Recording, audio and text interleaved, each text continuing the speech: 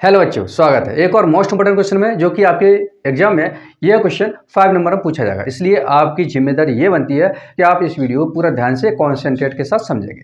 जो बच्चे पहली बार इस चैनल पर आए हुए हैं वो चैनल को सब्सक्राइब जरूर कर लें, जिससे कि आगे आने वाली इंपॉर्टेंट वीडियो आपसे मिस ना हो, क्योंकि हम यहाँ पर सिर्फ वही क्वेश्चन करा रहे हैं जो आपके एग्जाम में पूछा जा रहा है, सिर्फ इंपॉर्टेंट क्वेश्चन। ठीक है, तो आइए शुरुआत करते हैं। आपका अगला क्वेश्चन बेटा, एक और बात बेटा, इस वीडियो में हम बहुत सारे टॉपिक क्लियर करने जा रहे हैं, जिसको मैंने इधर लिख दिया है। तो एक एक करके पहले आप समझेंगे हम आपको क्या क्या कराने वाले हैं, जो कि सभी इंपॉर्टेंट है। ठीक है, तो पहला हम आपको करा रहे हैं प्रकाश वैद्युत प्रभाव, जिसको हम प्रकाश वैद्युत उत्सर्जन के नाम से भी जानते हैं। आपके एग्जाम में प्रभाव लिख के आएगा या फिर उत्सर्जन लिख के आएगा। ठीक है, प्रकाश वैद्युत प्रभाव या फिर प्रकाश वैद्युत उत्सर्जन। ठीक, एक पॉइंट ही हो गया। दूसरी डेफिनेशन आ सकती है, प्रकाश वैद्युत प्रभाव के नियम को भी समझाइए। ठीक है, ये अगला क्वेश्चन हो गया। अगला क्वेश्चन आपका इसी वीडियो में है, कारफलन किसे कहते हैं। फिर अगला क्वेश्चन रहेगा आपका देहली आपबत्ती किसे कहते हैं। फिर अगला आपका क्वेश्चन रहेगा देहली तरंगदैर्घ्य किसे कहते हैं। और अगला क्वेश्चन रहेगा निरोधी विभव या फिर संस्तंभ विभव। इन दोनों में से कोई भी एक नाम आ सकता है, दोनों का मतलब एक ही है। ठीक है, तो चलिए बेटा हम एक एक करके आपको स्टार्ट करते हैं। आपकी जिम्मेदारी ये बनती है कि अच्छी लगे वीडियो तो लाइक जरूर करेंगे। ठीक है बेटा, चलिए शुरुआत करते हैं। आपका अगला क्वेश्चन है प्रकाश वैद्युत प्रभाव या फिर उत्सर्जन, जो कि मैंने इधर लिख रखा है। इधर आप समझने से पहले आप इस डायग्राम को समझेंगे, उसके बाद में बहुत सिंपल हो जाएगा आपको ये समझने के लिए। ठीक है, तो देखो बेटा, प्रकाश वैद्युत प्रभाव किसे कहते हैं।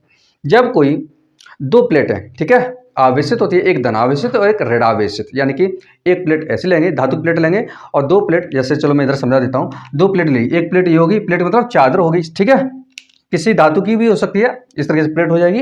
एक ऐसे रखा होगा, एक दूसरा ऐसे रखा होगा, इस तरीके से। ठीक है, अब ये बेटा आवेशित होगी, एक प्लेट होगी ऋणावेशित, इसमें ऋणावेश होगा, और एक पर होगा धनावेश। ठीक है, इस तरीके से। अब होता क्या बेटा, इस प्लेट को इस तरीके से एक तार लेंगे, चालक तार, इसको आपस में ऐसे कनेक्ट कर देंगे इस तरीके से। ठीक है, ये इस तरह कनेक्ट हो गया, जिसमें मैंने ऊपर बनाया हुआ है। आप देख सकते हैं ये प्लेट दो रखी हुई है, और ये प्लेट एक चालक तार द्वारा, यहाँ बीच में बैटरी लगी हुई है, और यहाँ पे एक गैल्वेनोमीटर लगा हुआ है, जिससे हमें ये पता चल जाए कि धारा इसमें प्रवाहित हो रही है या नहीं। ठीक है, और यहाँ पे एक बल्ब लगा हुआ है, बल्ब लगा सकते हैं, या फिर सिर्फ इसी से हमें समझ में आ जाएगा। और ये लाइट इधर कनेक्ट हो रही है। अब दो प्लेट हो गई, एक धातु प्लेट हो गई जिसमें ऋणावेश है, जिसको हम कैथोड बोल सकते हैं, और एक प्लेट ऐसी है जिसमें धनावेश है, इसको हम एनोड बोलते हैं। ठीक है, अब इन दोनों के बीच में कोई भी संपर्क नहीं है, जैसे आप यहाँ देख सकते हैं, इन दोनों के बीच में कोई भी संपर्क नहीं है। ठीक है, अगर हम यहाँ पर बीच में क्या लगा दें, यहाँ अगर हम बैटरी लगा दें बेटा, है ना, आपको समझना है ध्यान से। ठीक है, ये बैटरी हमने लगा दी। अब इसमें बीच में कनेक्शन टूटा होने के कारण इसमें परपथ यानी कि इसमें धारा नहीं बहेगी, ये परपथ कंप्लीट नहीं है। अगर इसमें हम बल्ब भी लगा दें तो बल्ब नहीं जलेगा, क्योंकि बीच में क्या टूट रहा है, कनेक्शन टूट रहा है। तो अब हम बेटा क्या करेंगे, इसमें यहाँ इस युक्ति को उठा के हम सूर्य की रोशनी में रख देंगे, यानी कि ऊपर सनलाइट है, इस तरीके से सूर्य की जब रोशनी इस पर पड़ेगी इस तरीके से, ठीक है, तब होता क्या है, सूर्य की रोशनी के कारण इस प्लेट में जो इलेक्ट्रॉन थे उनको ऊर्जा मिल जाएगी। तो ऊर्जा के कारण इसके जो इलेक्ट्रॉन है वो इस सतह से बाहर की ओर निकलना से स्टार्ट हो जाएंगे। ठीक है, फिर दोबारा समझेंगे, सूर्य की रोशनी जब इस प्लेट पर पड़ेगी तब उस इलेक्ट्रॉन को ऊर्जा प्राप्त हो जाएगी, और ऊर्जा प्राप्त होने के कारण वो इस सतह से, यानी इस प्लेट, इसको प्लेट मानेंगे, इस प्लेट से इलेक्ट्रॉन है वो सतह पर आ जाएंगे, और फिर और ज्यादा ऊर्जा मिल जाएगी, तो उसके बाद वो सतह से बाहर निकलना स्टार्ट हो जाएंगे। जैसे आप इधर देख सकते हैं, यहाँ से सूर्य की रोशनी पड़ रही है, और सूर्य की रोशनी को, इसको हम परावैंगनी किरण भी बोल सकते हैं। ठीक है, मैं इधर लिख दे रहा हूँ, परावैंगनी किरण। ठीक है, परावैंगनी किरण जैसे ही इसमें पड़ेंगी तो सतह, ये धातु की सतह, ये गर्म होने के कारण इसमें इलेक्ट्रॉन को ऊर्जा मिल जाएगी, और इलेक्ट्रॉन को ऊर्जा मिलते ही ये क्या हो जाएगा, ऋण आवेश से धन आवेश की ओर, यानी कि जो धनावेश है इधर प्लेट, उसकी ओर ये गति करना स्टार्ट कर देंगे। ठीक है, तो इस तरीके से बहुत सारे इलेक्ट्रॉन एक लाइन बन गई, एक सीधी रेखा में गति करना स्टार्ट कर देंगे। तो आप देख सकते हैं कि ये पूरा परपथ कैसा हो जाएगा, कंप्लीट हो जाएगा। यानी कि आप ऐसा मान सकते हैं कि यहाँ से इलेक्ट्रॉन इधर जाएंगे तो एक सीधी लाइन बन जाएगी, इलेक्ट्रॉनों की लड़ी लग जाएगी। तो इस प्रकार से ये परपथ हो जाएगा कंप्लीट, और परपथ जैसे कंप्लीट हो जाएगा तो ये बैटरी से जो धारा दी जा रही थी, है ना, वोल्टेज करंट जो दिया जा रहा था, वो पूरे में फ्लो होना शुरू हो जाएगा, और ये बल्ब जल जाएगा। या फिर बल्ब नहीं जले, बल्ब नहीं आप चित्र नहीं बनाना चाहते तो बल्ब हटा दो, तो आपकी ये गैल्वेनोमीटर है, ये संकेत, ये इसकी जो निडल सुई होगी वो कंपन करने लगेगी, तो हम समझने शुरू कर देंगे कि इसमें परपथ यानी इसमें धारा प्रवाहित होना शुरू हो गई है। ठीक है, इसमें धारा प्रवाहित हो रही है, ये आई है, ये क्या है बेटा, आई। ठीक है, ये कंप्लीट हो जाएगा परपथ, इसमें धारा प्रवाहित होना शुरू हो जाएगा। तब इसमें जो इलेक्ट्रॉन निकल रहे हैं उस इलेक्ट्रॉन की वजह से तो धारा ये कंप्लीट हुआ है।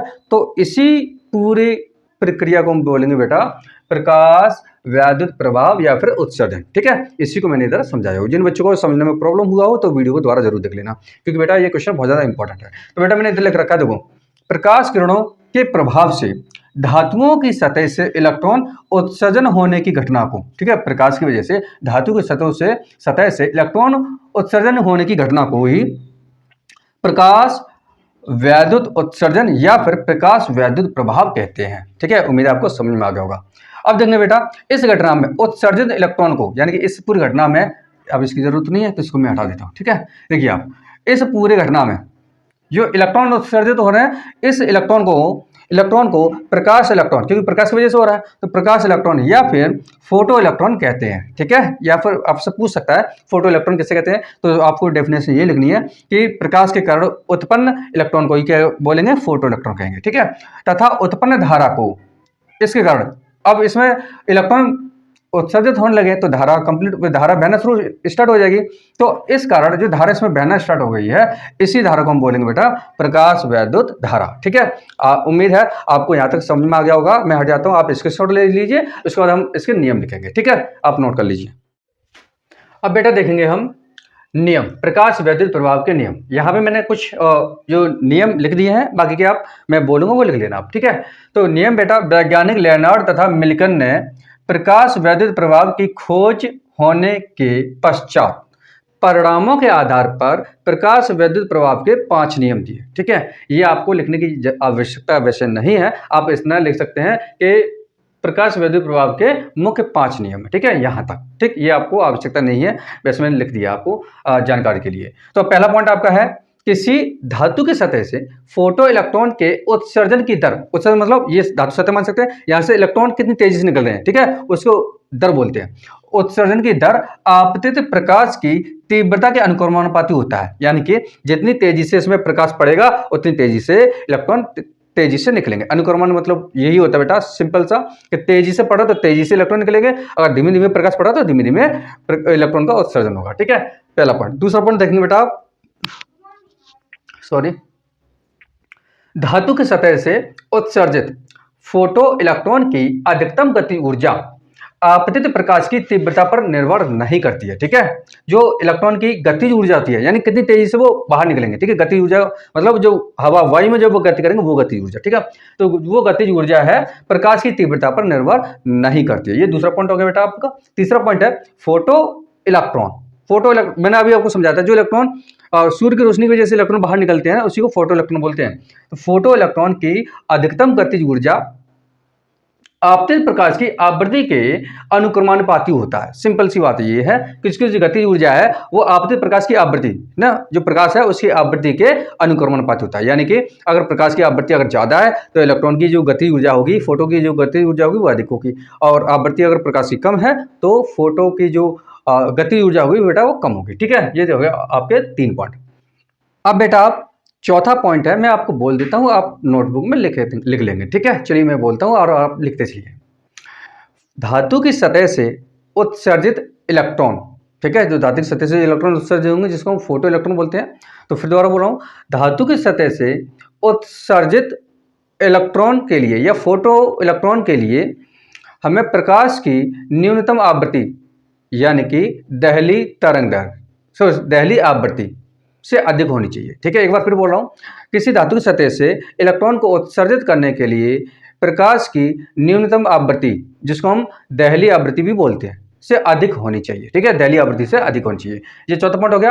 अब बेटा लिखेंगे 5वां पॉइंट, जब किसी धातु की सतह से इलेक्ट्रॉन यानी फोटो इलेक्ट्रॉन उत्सर्जित होते हैं तो जिस समय सूर्य की रोशनी, प्रकाश की किरण सतह पर पड़ती है उसी क्षण फोटो इलेक्ट्रॉन तुरंत निकल जाता है। ठीक है, जिस प्रकार से प्रकाश की रोशनी उससे तुरंत पड़ेगी और तुरंत ही निकल जाएगी। दूसरी भाषा में हम कह सकते हैं कि सूर्य के प्रकाश की जो किरणें सतह पर पड़ने का समय और सतह से इलेक्ट्रॉन के निकलने का समय, दोनों का समय बेटा एक ही होगा, दोनों के समय में कोई भी अंतर नहीं होगा। ठीक है, डिफरेंस नहीं होगा। ये हो गए बेटा आपके 5 पॉइंट। ठीक है, आप लिख लेना। अगला अपना आपका अगला पॉइंट करेंगे कार्यफलन। अगला पॉइंट देखते हैं बेटा कार्यफलन। ठीक है, तो कार्यफलन क्या होता है? देखिए बेटा, आपतित प्रकाश की वह न्यूनतम ऊर्जा जो प्रकाश आ रही है उसकी वह न्यूनतम ऊर्जा जो किसी धातु की सतह से फोटो उत्सर्जित करा सके। ठीक है, यानी मान लीजिए ये सतह है और सूर्य की जो ऊर्जा रोशनी आ रही है उसकी वह ऊर्जा, तो वह ऊर्जा जो फोटो इलेक्ट्रॉन उत्सर्जित करा सके। ठीक है, धातु की सतह से फोटो इलेक्ट्रॉन उत्सर्जित करा सके, तो वही ऊर्जा को हम बोलेंगे कार्यफलन। ठीक है, इसको बेटा हम कैसे लिखते हैं, इसे हम लिखते हैं W से, और इसका फॉर्मूला होता है W equal to H nu zero. यहाँ पर न्यू जीरो क्या है, न्यू जीरो है दहली आवृत्ति। ठीक है, इसको न्यू जीरो यानी V बनाते हैं V इस तरीके से, तो V में ये लाइन ऊपर कर देंगे तो इसको बोलते हैं न्यू। ठीक है, या फिर इसका एक और फॉर्मूला होता है HC अपॉन लैम्डा जीरो, जहां पर आप न्यू जीरो का फॉर्मूला लिख सकते हैं, न्यू का होता है C अपॉन लैम्डा। ठीक है, हम पिछले वाले वीडियो में आपको बता चुके हैं। यहाँ जीरो लगा देंगे तो यहाँ पे भी जीरो लगा देंगे, यहाँ जीरो नहीं लगाएंगे क्योंकि ये बेटा कांस्टेंट है, इसका मान फिक्स होता है। तो ये हो गया बेटा आपका क्या, कार्यफलन। ठीक है, उम्मीद है आपको वीडियो समझ में आ रही होगी, अच्छी लग रही होगी, तो बेटा वीडियो लाइक जरूर कर दें, क्योंकि बेटा वीडियो बनाने में बहुत मेहनत लगती है ना। तो इस वीडियो कम से कम मैं 50 लाइक का आपसे उम्मीद रखता हूँ, ये आप करवा देंगे। ठीक है, अब बेटा देखेंगे दहली आवृत्ति। दहली आवृत्ति कैसे कहते हैं, दहली आवृत्ति आपतित प्रकाश की वह न्यूनतम आवृत्ति, यानी कि जो प्रकाश आ रहा है उसे आपतित प्रकाश बोलते हैं। तो आपतित प्रकाश की वह न्यूनतम आवृत्ति, इस पर आप ध्यान रखना, न्यूनतम आवृत्ति जो धातु की सतह से फोटो इलेक्ट्रॉन उत्सर्जित करा सके, वह न्यूनतम आवृत्ति जो धातु की सतह से फोटो इलेक्ट्रॉन उत्सर्जित करा सके, दहली आवृत्ति कहते हैं। इसे न्यू जीरो से प्रदर्शित करते हैं। इसका फॉर्मूला बेटा यहीं से बना सकते, इसका बेटा फॉर्मूला बनेगा nu zero equal to, nu zero क्या आ जाएगा, H अपॉन में आ जाएगा, तो ये हो जाएगा बेटा W अपॉन H। ठीक है, ये इसका फॉर्मूला बनेगा, nu zero equal to W upon H। ठीक, आवृत्ति का मात्रक हर्ट्ज होता है, इसका मात्रक आपका इसका मात्रक रहेगा जूल, लिख लेना, और इसका मात्रक बेटा रहेगा हर्ट्ज। ठीक है, हर्ट्ज, या फिर आप HZ भी लिख सकते हैं। ठीक, अगली आपकी डेफिनेशन है दहली तरंग दर।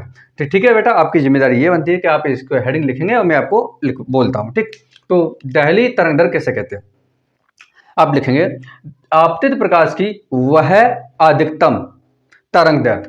ठीक है, आपतित प्रकाश की वह अधिकतम तरंग दर जो किसी धातु के सतह से फोटो इलेक्ट्रॉन उत्सर्जित करा सके, उस तरंग दर को बोलेंगे बेटा दहली तरंग दर। ठीक है, इसको हम लैम्डा जीरो से प्रदर्शित करते हैं, किससे, लैम्डा जीरो से। आप लैम्डा जीरो ये लिखा हुआ है, ठीक है, लैम्डा जीरो से प्रदर्शित करते हैं, और इसका फॉर्मूला रहेगा, आप लिखेंगे लैम्डा जीरो इक्वल टू, यहाँ से आपका फॉर्मूला बनेगा लैम्डा जीरो इक्वल टू हो जाएगा आपका HC अपॉन W। एक तो फॉर्मूला ये बन गया, और बन सकता है क्या, देखते हैं।